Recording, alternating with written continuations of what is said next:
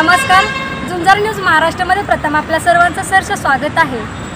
तर मान तालुक्यातील वडजल या गावी डॉक्टर या नात्याला काळीमा फासणारी घटना घडली आहे।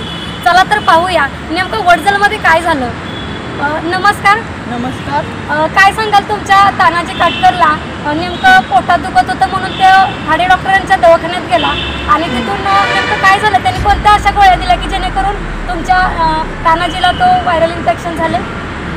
त्याच्या पोटात दुखत होतं म्हणून ती दवाखान्यात गेला। दवाखान्यात गेल्यानंतर डॉक्टरांनी इंजेक्शन आणि गोळ्या दिल्या आणि नंतर 3 तासानंतर त्याच्या असे तोंडाची खाज व्हायला लागली।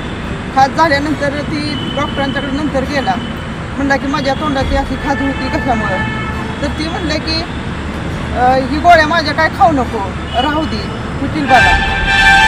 आणि नंतर मग त्याला जास्त झालं, मग आम्ही त्याला मसवडला नेले दवाखान्यात। मसवडला नेल्यानंतर 2-3 दिवस आम्ही सलाईनी लावली पण त्याला काय खाताच येईना। आज 10 दिवस झाले तरी आमचा मुलगा काय खात नाही, काय नाही, फक्त असं पेजवरही असाच आहे। आणि नंतर मग आम्ही विट्याला आणलं आणि विट्यातनं आम्ही आता इकडं आलो करायला। बरं, नेमकं तुम्ही ज्या मसवडच्या दवाखान्यात गेलता तो कोणता दवाखाना? गावड्यांचं होता।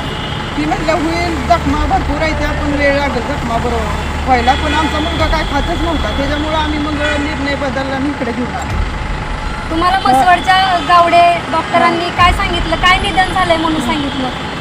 ती म्हणले ही जखमा भरपूर खोलवर गेले ते जखमा लवकर काय बरे होणार नाही, ते आमचं काही इलाज चालणार नाही, तुम्ही दुसरीकडे नेऊ शकता। त्यामुळे आम्ही मग इकडून आलो। मुलगा आमचा काय खातच नव्हता, फक्त असं पाणी प्यायला गेलं तरी तोंडात असं भडकं मारायचं। मग आम्ही तरी घरी किती दिवस ठेवणार, मग आम्ही आणलं इकडं करायला। तुम्ही त्या हाडे डॉक्टरांकडे गेला होता का? परत त्यांना सांगितलं का तुम्ही नेमकं असं असं झालंय म्हणून?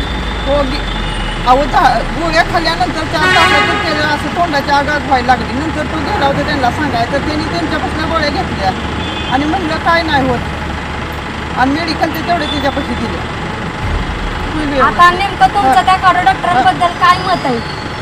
हाडे डॉक्टरांचं मत म्हणजे आमच्या मुलाला झालं पण असं गोरगरिबांना असं काय होऊ नये अशीच आमची इच्छा आहे, दुसरं काही नाही।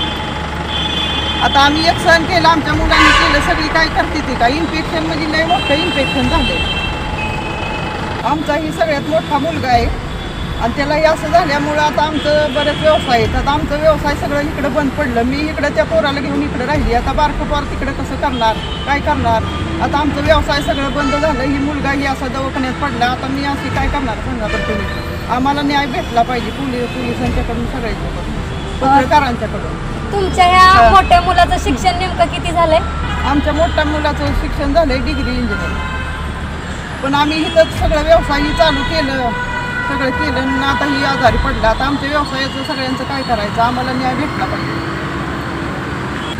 खरं तर तानाजी काटकरच्या आईने जी माहिती दिली ती खरंच निंदनीय आहे आणि मनाला हळहळ पोचणारी आहे आणि खरं तर असं सामान्य जनतेच्या कुटुंबाला असं व्हायला नाही पाहिजे, परंतु वडजलमधील खाडे डॉक्टरांवरती कठोर कारवाई तर झालीच पाहिजे आणि खाडे डॉक्टरांचा निषेध हा नक्कीच झाला पाहिजे। अशाच ताज्या घडामोडी पाहण्यासाठी आत्ताच झुंजार न्यूज महाराष्ट्र या चॅनलला लाईक, शेअर आणि सबस्क्राईब करा। झुंजार न्यूज महाराष्ट्र।